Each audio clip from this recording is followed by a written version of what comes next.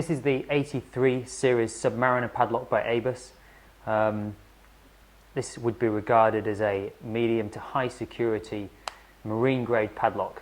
So if you were considering the expedition padlock but needed something a little bit more secure but still 100% weatherproof marine grade, then the next step up is this one. This is categorically the most weatherproof or most resistant padlock to corrosion on the market. It is used in the North Sea on the wind farms and has a proven track record. The reason for that is that every part of it is 100% marine grade stainless.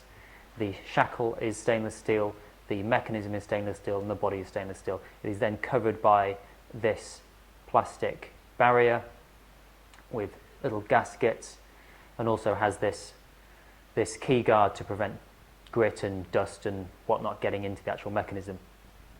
The mechanism itself is a 5-pin tumbler, so it can't be picked easily, and the shackle, you will notice, has small divots in it which shows that it's a ball bearing locking padlock, so it's much more secure than the standard double locking mechanisms.